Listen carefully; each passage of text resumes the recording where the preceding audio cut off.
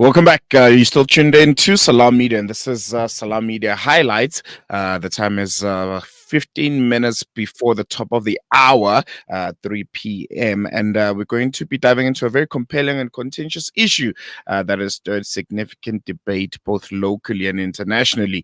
The recent controversy involving South Africa's Sports Minister, Gayton McKenzie, and Deputy Minister, Mabe, over Israel's participation in the Paris 2024 Olympics has not only revealed the internal tensions within the government of national unity, but also sparked a broader discussion on the intersection of sports, human rights, and politics. Deputy Minister Mabe made headlines by condemning Israel's participation in the Olympics, citing it is undermining the spirit of the Games and also drawing comparisons to South Africa's own exclusion during the apartheid era. And the statement has been met with disapproval from Minister McKenzie, who prefers to keep the focus on supporting Team South Africa. That's what Gayton McKenzie ultimately said when Mabe released that statement. And we'll be chatting in a bit to social activist Hassen Lorgat, who's joining us via StreamYard. Hassan, thank you so much for joining us. Always a pleasure. Thank you, Sulailo. Thank you for having me. I think first and foremost, having political parties that form the GNU that have striking, ideologies that are very, very different and that are sometimes even, contentious.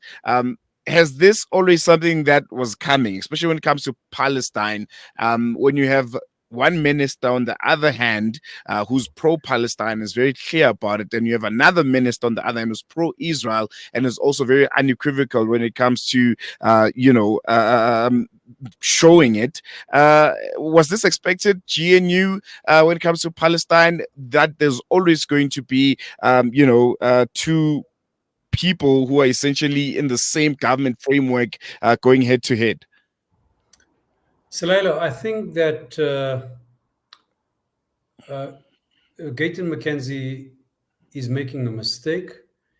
He likes the limelight. He likes himself. He talks he's there for power and he wants to make a noise and, razzmatazz. We've been through this before. The ANC, on the other hand, if they do not stand for anything, if they do not stand for Palestine or the NHI or some of the no-goes, then they would be entirely regarded as a sellout country. So I think that Gayton is testing the ANC because he could have just let it ride. He does no real, since he's been there, he's been acting like a cheerleader. That's why he wants none of the other cheerleaders to go and watch games. He wants to be the only one. Because what a minister of sport has to do is to encourage local development. You can't act like you're the one who made this happen. We've got friends who've been working in the field for a long time, for 10 years, trying to get athletes to be ready. He has to be humble to acknowledge them. But when medals come, he's going to say, it's me. I'm the guy who did it. Don't take this guy too seriously. I think Peace Mabe mustn't ask for peace. She must stand her ground. And we in the solidarity movement are supporting her. And if there's one thing that Deputy Minister Mabe said that stood out, and I think it was very, very contentious on my Twitter feed this past weekend, was her drawing comparisons and parallels between Israel's participation and South Africa's exclusion during the apartheid era. How valid would you say this comparison is, and what does it reveal about the current international response to Israel's policies and the ongoing genocide perpetuated against the people of Palestine? Sulailo, I don't know if you're aware, I've written on this issue about the duplicity. And I say that the IOC deserves a gold medal for kicking out Russia, not because it's right, but for the speed of which it did it. Within 4 days, Russia was suspended. People have been working for decades to get Israel to be kicked out of the games. We in South Africa must have worked about 4 decades to make sure that apartheid South Africa could be isolated, right? People in the 50s started working on that. And the European nations who determine and control the sports structures, with the Americans, were not happy It's when African countries said, we will stay out of this, that the penny started dropping and they had to exclude uh, uh, South Africa from the games, the Olympics in Japan, etc. So what I'm saying, that her analysis is correct. It's not going deep enough, because in a way she was being kind. She was just stating what is there. It's common mm, knowledge. But if you note, Israel is sending 88 athletes after bombing Gaza, killing 400 athletes, right, and coaches, killing them, right? They, why is Russia expelled? They have said Russia has to be expelled because it took over some territories where some of the sporting codes fall under Ukraine, right? This territorial mhm, countries, Russian-speaking ones, and also they broke the truce of the Olympic truce. Those two reasons. The second day, just before the Olympic, when everyone was there, the Palestinian Olympic Committee said, "Hey guys, Israel is breaking the truce," and continues. Yesterday, I think they killed 68 people in Gaza. Ongoing breaking of the truce.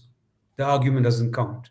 The International Court of Justice ruled that Israel's occupation of West Bank, that its blockade of Gaza, what it's doing in East Jerusalem, is tantamount to an occupation, is colonial, and therefore it's illegal under international law. There's no longer negotiation of what these peace treaties they should be.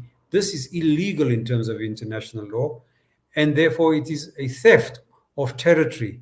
Similar arguments that have been used against with Russia. But you know what they did with Russia? They said to Russian athletes, okay, Russian and Belarus athletes, you guys can take part in the sports. You can run, jump, do whatever you want, but as athletes without a flag.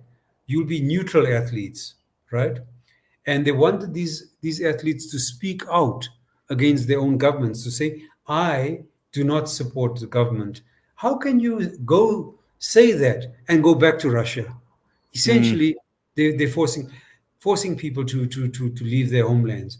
But if you look carefully at all the other sports bodies, most of them, even in the so-called developed West, most of these athletes are full-time athletes, either belonging to corporations or to the army. Israel, the flag bearer of the Israeli army now, is a judo fighter. His name is Peter Palchik. He is accused by Palestinian citizenry for writing on a bomb on his social media, from me to you with pleasure. They put all these bombs, and he wrote that, right? He's carrying the flag for the state of Israel. Now, he's in the army. He's not the only one. Large numbers of them, if not 30 or so, may be in the army, right? mm, And then a lot of them who carried the flag were all uh, uh, involved in the army, and they're supportive of what Israel is doing. Ongoing genocide, but they still support it. No questions from the IOC.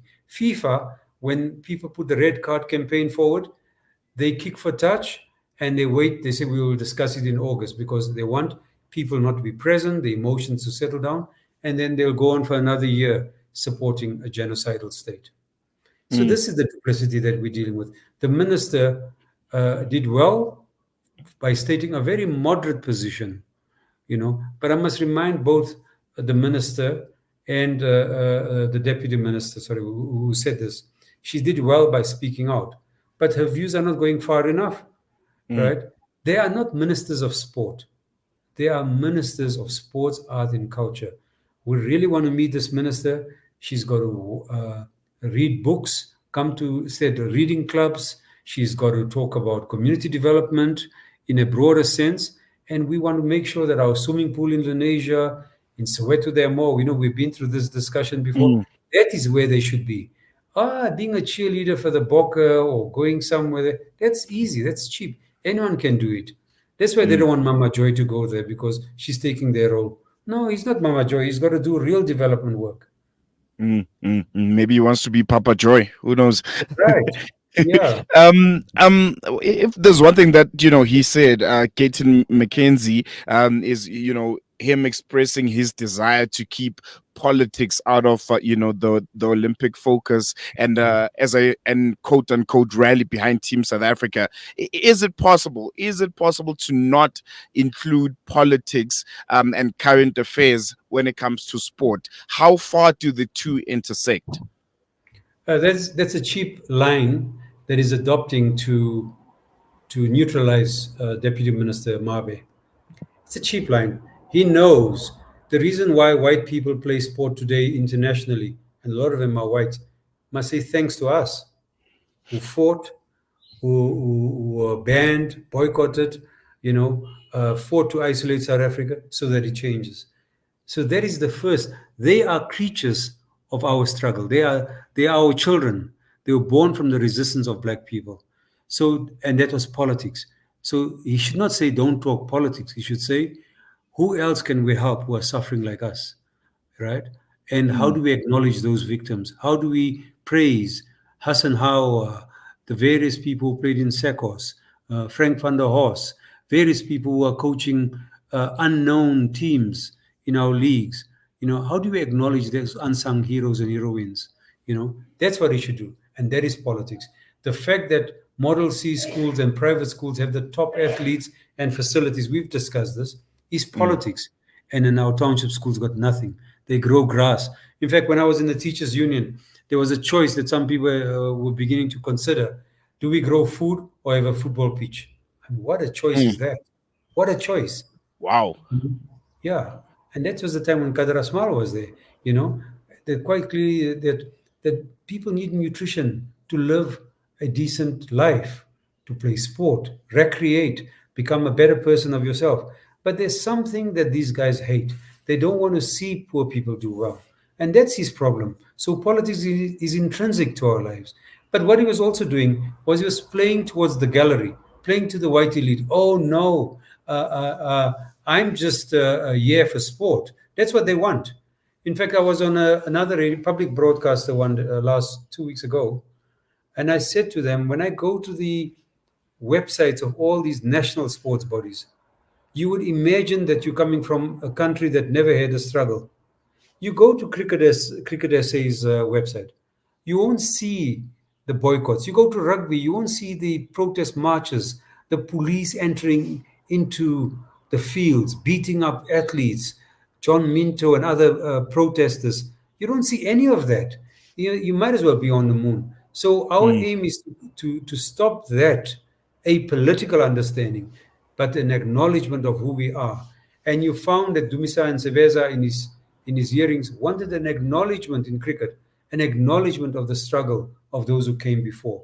They came on the shoulders of others. They can't just come and claim that nothing happened and that we want to be apolitical. No, it must be more political. But it must be political not in a propagandistic way. We don't play games. We don't want to say, I'm flying the PA flag or this flag. That's all nonsense. It must be political in that the resources that are required to make sure that there's real development, not arrested development as black people currently face, but real development is that there must be school sports, there must be sports among the unemployed, there must be adult education. Our recreation centers must be turned into centers where people can recreate and learn.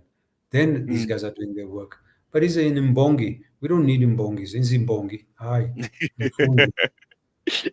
I wanna touch a bit on the ANC before I let you go. I mean, they are the founders of this GNU, and you mentioned for them to not be considered sellouts, they need to deal with this very very decisively.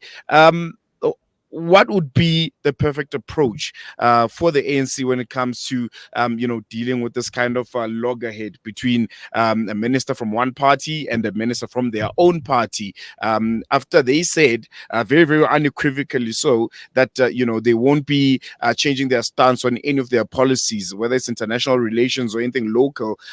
Palestine, I think, was one that a lot of people were interested in, because you have the likes of the Patriotic Alliance DA coming into government now, and we know which side of the fence they stand on. The ENC said, well, we don't change, ICJ continues, we're still very Palestine, and we're not going to work with anyone that undermines that part in that aspect of our politics.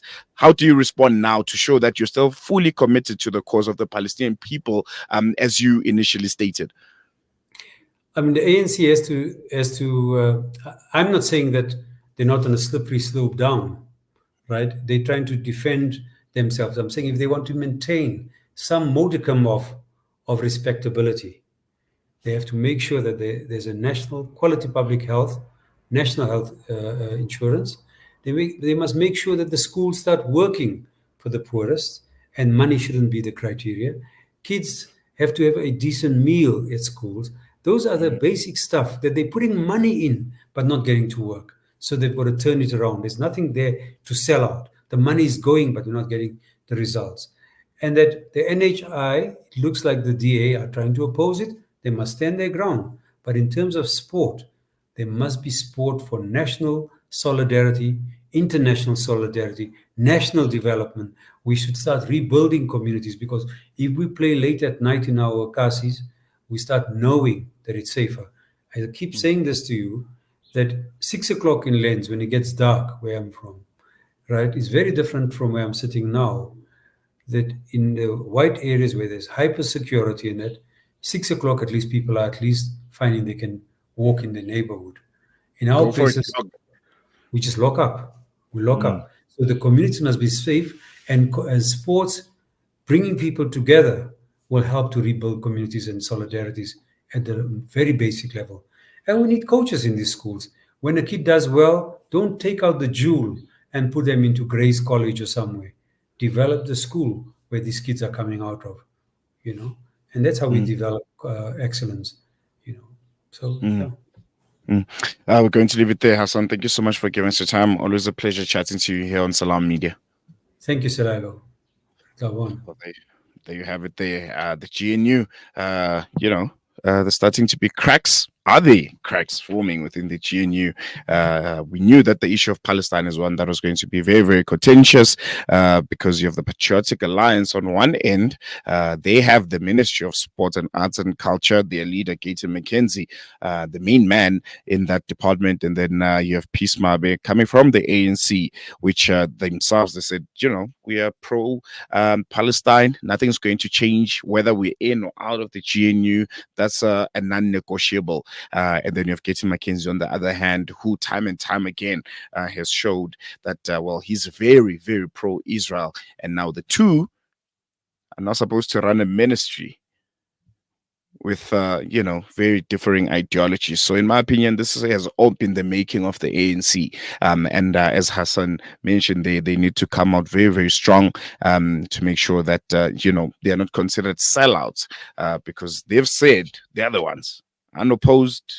No one forced them to say it, but because of the morals and values of the organization and the history of the organization, they said they're pro-Palestine and nothing's going to change. So we should all be expecting something coming out of that. Gayton McKenzie said, he's waiting to come back from the Paris Olympics because he doesn't want to, discuss politics, and that's going to take away from Team South Africa's performance and limelight in Paris, where we should be, talking about national solidarity. Instead of addressing these broader international human rights issues, which I think is a miss because sports and politics are and will always, be intersectional. So it's going to be interesting going forward how all of this will unfold. This has been Salam Media Highlights with myself, Salalo Makwidiri.